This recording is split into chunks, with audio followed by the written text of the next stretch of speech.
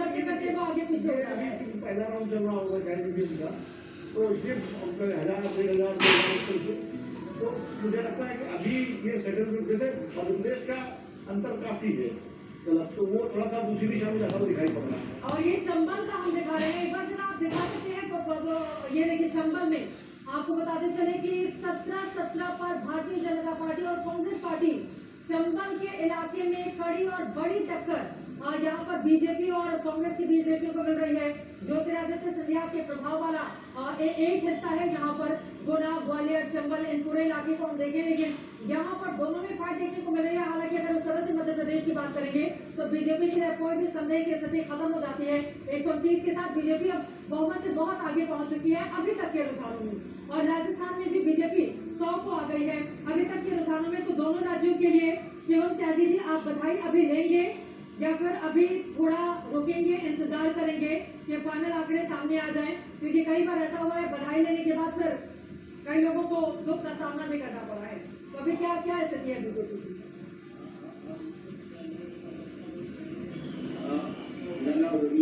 श्रद्धा जी, जो बीत गई वो बात गई। मुझे लगता है तो बधाई तो बिल्कुल लेनी चाहिए, क्यों नहीं लेनी चाहिए। जिस तरीके की चीजें हैं, जिस तरीके के इनिशियल ट्रेंड्स हैं, और हाल फिलहाल अगर देखा भी जाए तो कहीं ना कहीं जो रुझान है उससे लगता है आने वाले आधे घंटे 45 मिनट में जो ये रुझान है स्टेबल भी होना शुरू हो जाएंगे।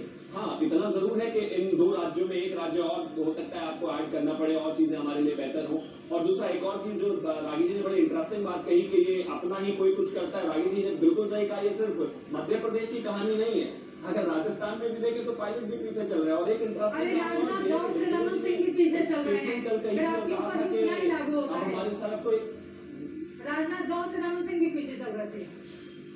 बिल्कुल लागू होता है चित्रा जी, लेकिन वो बिल्कुल लागू होता है, लेकिन वो आगे आएंगे और जीतेंगे। इसके अलावा एक और चीज कहा गया था कल के, अब हमारी पार्टी में गद्दार नहीं है। गद्दार कौन है, क्या है, ये तो यहीं पर देखने में क्लैरिटी होती है। एक चीज बहुत साफ है, जिस तरीके से भारतीय जनता पार्टी को मध्य प्रदेश में प्रचंड बहुमत तमाम सर्वेस भी दिखा रहे थे, लेकिन वो अप्लाई हुआ, जिस तरीके से चीजें आगे बढ़ी।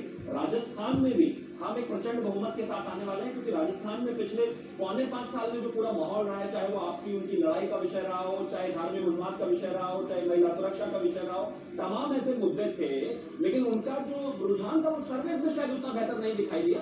लेकिन मैं मानता हूं कि जब रिजल्ट आप देखेंगे तो इन दोनों राज्यों में भारतीय जनता पार्टी ठीक है। अच्छा, छत्तीसगढ़ के लिए अब छत्तीसगढ़ के लिए आप इस बात से खुश हो सकते हैं कि बीजेपी को पिछली बार के मुकाबले डबल सीटें आ रही हैं। मतलब पिछली बार 15 जीती थी, इस बार 30 से ज्यादा 31 हो गई हैं। लेकिन वहां पर कांग्रेस पार्टी ने क्लीन स्वीप किया है 59 के साथ। आप समझ रहे हैं इसका मतलब?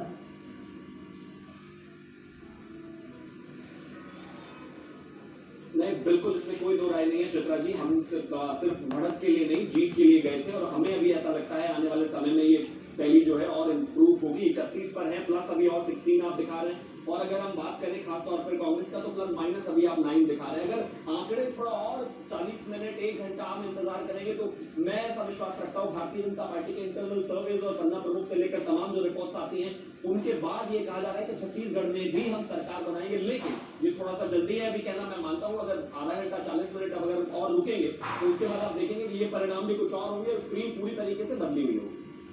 स्क्रीन बदली होगी, इसका आप इंतजार कर रहे हैं। 2 राज्यों से भारतीय जनता पार्टी के लिए अच्छी खबर सामने आ रही है। 2 राज्यों में प्रचंड तरीके से कांग्रेस पार्टी की जीत हो रही है। छत्तीसगढ़ और खासतौर से तेलंगाना को हम देख लें तो दोनों ही राष्ट्रीय पार्टियों के लिए आज का दिन ऐसा लग रहा है कि अच्छा होने वाला है। हालांकि 2018 से अगर हम देखेंगे तो उस समय तीनों ही राज्यों में, चाहे मध्य प्रदेश, छत्तीसगढ़ और राजस्थान में, कांग्रेस पार्टी ने जीत दर्ज की थी। लेकिन इस बार कम से कम आप लोगों के लिए, बीजेपी के लिए अच्छी खबर जरूर यहाँ पर निकल कर सामने आई है। शिवराज सिंह चौहान से मुलाकात करने के लिए पहुंचे हुए हैं ज्योतिरादित्य सिंधिया केंद्रीय मंत्री की ओर से पहुंचकर क्या कुछ कहा गया है मीडिया से बातचीत करते हुए? बच्चों ने